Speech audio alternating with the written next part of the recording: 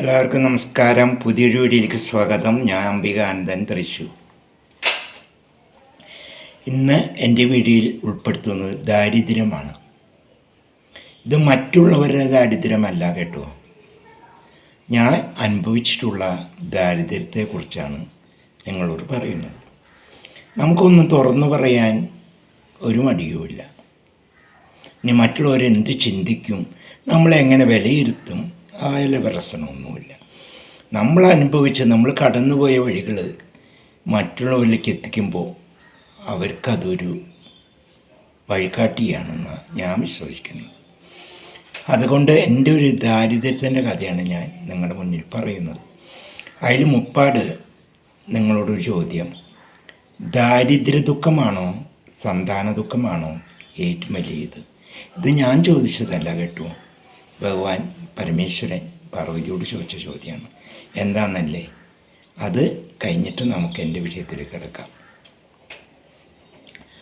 അപ്പോൾ ഒരിക്കൽ കൈലാസത്തിൽ പാർവതിയും പരമേശ്വരനും കൂടി ഇരിക്കുമ്പോൾ പരമേശ്വരൻ പാർവതി ദേവിയോട് ചോദിച്ചു: പാർവതി, മനുഷ്യമക്കൾക്ക് ദാരിദ്ര്യ സന്താന ദുഃഖമാണോ വലുത് എന്ന്. ഒട്ടും ചിന്തിച്ചില്ല. കാരണം പാർവതി അമ്മയല്ലേ. എന്താ സംശയം?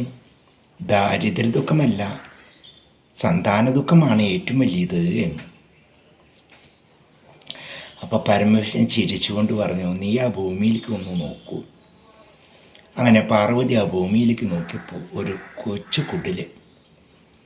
അവിടെ ഭർത്താവില്ല, 10 മക്കളുള്ള ഒരമ്മ മാത്രം.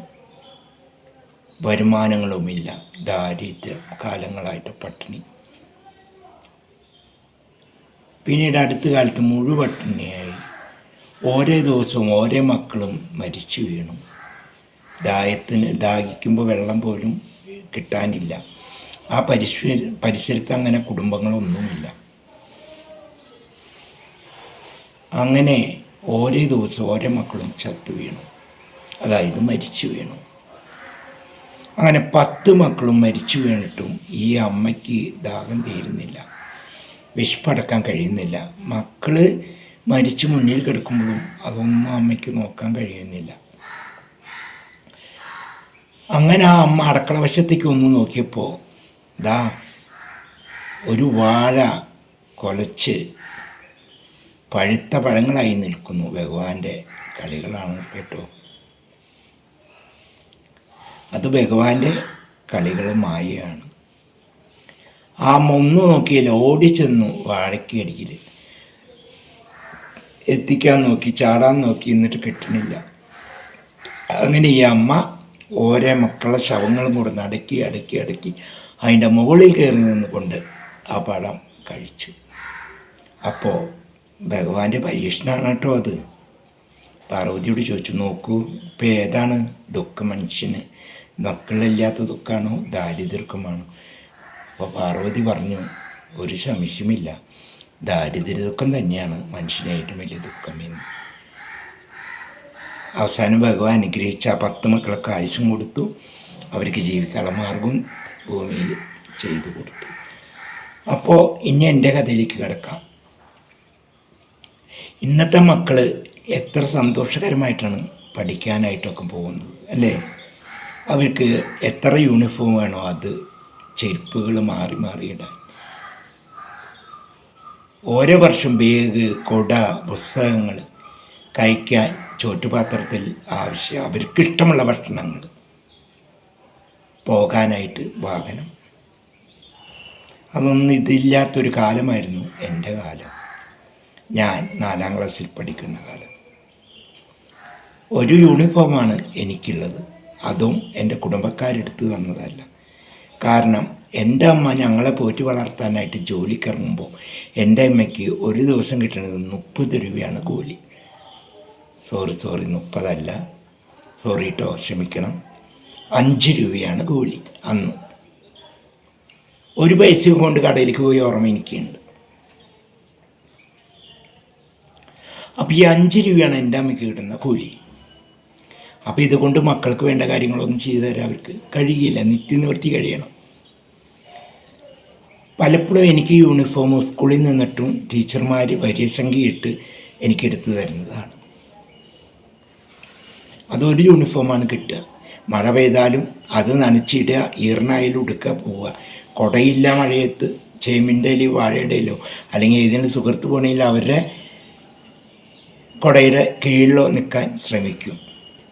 പുസ്തകങ്ങൾ എന്ന് പറയുന്നത് കൊല്ലങ്ങളായിട്ട് ആരെങ്കിലുമൊക്കെ വായിച്ച് തീർന്ന് കീറിയും പൊളിച്ചും കോറിയിട്ട പുസ്തകങ്ങൾ ചെറിയ വിലയ്ക്ക് മേടിച്ച് അതാണ് ഞാൻ പഠിച്ചിരുന്നത്. എന്നെ പഠിപ്പിക്കാൻ ആരും ഉണ്ടായില്ല. വിശപ്പടക്കാനില്ല എനിക്ക്. സ്കൂളിൽ പോകുന്നത് തന്നെ ഞാൻ എന്തിനു വേണ്ടിയെന്നറിയും, ഉപ്പുമാവ് കഴിക്കാനാണ്. ഇന്നത്തെ പോലെ കഞ്ഞിയും ചോറൊന്നും അന്നില്ല. അന്ന് ഗോതമ്പരി എടുത്ത ഉപ്പുമാവും ചോളവൻ്റെ പൊടി കൊണ്ടുണ്ടാക്കും ഉപ്പുമാവാണ്. അതിനൊരു പാത്രമൊന്നുമില്ല. ഞാൻ ഓടിപ്പോയി ആ സ്കൂൾ പറമ്പിൽ നിൽക്കുന്ന ചേമ്പിൻ്റെ ഇല, കാട്ടിച്ചേമ്പുണ്ടല്ലോ അതിൻ്റെ ഇല, അത് പൊട്ടിച്ച് തുടച്ച് അതിലാണ് ഞാൻ ഉപ്പുമാവ് വാങ്ങിച്ച് കഴിച്ചിരുന്നത്. അതെനിക്ക് വിശപ്പടക്കാൻ കഴിഞ്ഞിരുന്നില്ല. എൻ്റെ ഇന്ദിര ടീച്ചർ, അത് ഇന്ദിര ടീച്ചർ ഇപ്പോൾ ജീവിച്ചിരിക്കണ്ടോയെന്ന് പോലും എനിക്കറിയില്ല.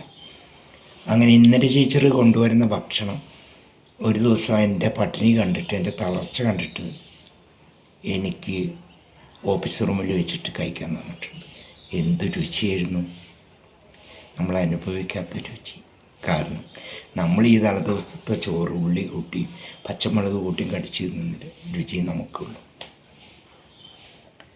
മിക്ക ദിവസങ്ങൾ സ്കൂളിൽ പോകുമ്പോൾ തലേദിവസത്തെ ചോറുണ്ടെങ്കിൽ അതേ എനിക്ക് കഴിക്കാവുള്ളൂ. ഇല്ലെങ്കിൽ ഒരു മുറി തേങ്ങ അല്ലെങ്കിൽ ഒരു കഷ്ണം തേങ്ങ വീട്ടിലേക്കുണ്ടെങ്കിൽ അത് കൊത്തി നിന്ന് വിശപ്പിറക്കി ഞാൻ പോയിട്ടുണ്ട് സ്കൂളിലേക്ക്.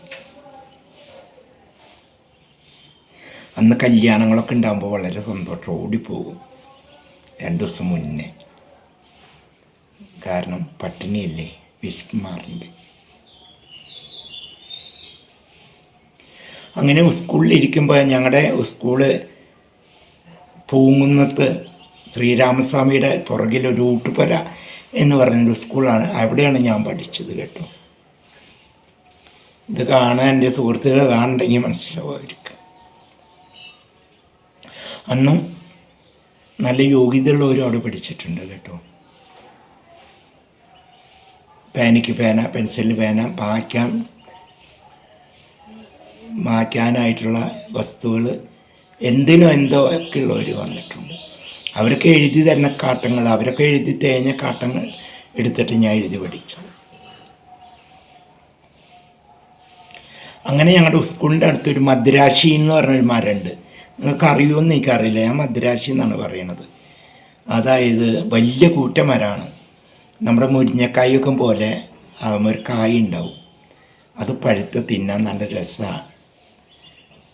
ഒരു ദിവസം ഞാൻ അത് തിന്നിട്ട് വെള്ളം കുടിച്ചിട്ട് ഞാൻ ഛർദ്ദിച്ച് അവസ്ഥനായി. എൻ്റെ സ്കൂളിൽ പഠിക്കുന്ന ടീച്ചർ 2-3 കുട്ടികളും കൂട്ടി എന്നെ വീട്ടിൽ കൊണ്ടാക്കിയ ഓർമ്മ എനിക്കിപ്പോഴും ഉണ്ട്. കാരണം വിശപ്പാണ് എല്ലാം. അങ്ങനെ ഒരു ദിവസം ഞാൻ എൻ്റെ സ്കൂളിൽ പുറത്ത്, നമ്മൾ ഭക്ഷണം കഴിച്ച് പുറത്തിറങ്ങില്ല, അങ്ങനെ ഇറങ്ങുന്ന നേരത്ത് അതിൻ്റെ അടുത്തൊരു വീടുണ്ട്. റോട്ടിൽ നിന്നിട്ട് മേപ്പോട്ടാണ് വീട്. അപ്പോൾ പടികൾ കെട്ടിക്കാണ്. അപ്പം ഞാൻ അതിൽ കടന്നു പോകുമ്പോൾ അവിടെ 2 ആൻറ്റികൾ, അതായത് ഞാൻ 4ാം ക്ലാസ്സിൽ പഠിക്കുമ്പോൾ അല്ലെങ്കിൽ 3ാം ക്ലാസ്സിൽ പഠിക്കുമ്പോൾ കൊച്ചു പ്രായം, ആ പ്രായത്തിൽ ആൻറ്റികളാണ് അവർ. അങ്ങനെ അവർ ഇംഗ്ലീഷിൽ സംസാരിക്കുന്നു, മലയാളമല്ല, നമുക്കൊന്നും മനസ്സിലാവില്ല. അങ്ങനെ അവരൊരു പ്ലേറ്റ് നിറയെ കറുത്ത മുന്തിരി കഴുകി വെച്ച് കഴിക്കുകയാണ്. മുന്തിരി എന്ന് പറയുന്നത് കണ്ടിട്ടുള്ളൂ, അന്നൊന്നും ഞാൻ കഴിച്ചിട്ടില്ല. അതിൻ്റെ രുചി അറിയാൻ എനിക്ക് മോഹം, വിശപ്പും. അങ്ങനെ ഇവർ മനസ്സറിഞ്ഞ് എനിക്ക് തരുമെന്ന് കരുതി ഞാൻ ഈ ചവിട്ടുപടിയിൽ തെരുവ് പട്ടിയെ പോലെ ഇരുന്നിട്ടുണ്ട്. മനസ്സിലായിട്ടുണ്ടോ? ഇരുന്നിട്ടുണ്ട്. അവർ എനിക്ക് തരും എന്നായിരുന്നു എൻ്റെ ചിന്തന. പക്ഷെ അവരെനിക്ക് നൽകിയില്ല. അവരെന്നെ കണ്ട പാവം പോലും നടിച്ചില്ല. അവർ ഇംഗ്ലീഷിൽ എന്തൊക്കെ സംസാരിച്ചു കൊണ്ട് അവർ ഈ തൊണ്ട് തിന്നില്ല. ഈ തൊണ്ടിലുള്ളതൊക്കെ അവർ ചപ്പി അവർ ഈ തൊണ്ട് അവരെ കാക്കിലേക്ക് ഇടുകയാണ്. അവസാനം അടിച്ച് കളയാം അല്ലെങ്കിൽ വാരി കൊണ്ട് കളയാം എന്നുള്ള പ്രതീക്ഷ. വേലക്കാരുണ്ടാവും, ഇതിങ്ങനെ ഇടുകയാണ്. അപ്പം ഞാൻ ഇതൊക്കെ ഇരുന്ന് നോക്കി നോക്കി നോക്കി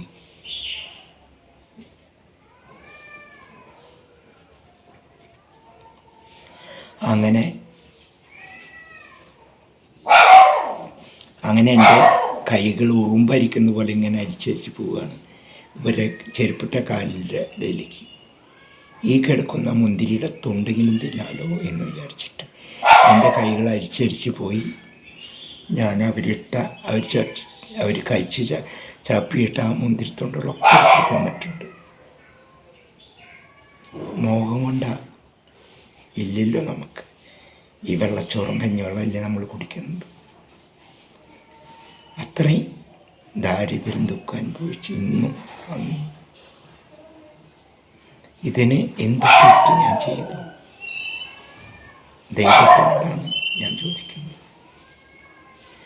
അപ്പോൾ എൻ്റെ വീഡിയോ ഇഷ്ടമായി ലൈക്ക് ചെയ്യുക, ഷെയർ ചെയ്യുക, കമൻറ്റ് ചെയ്യുക.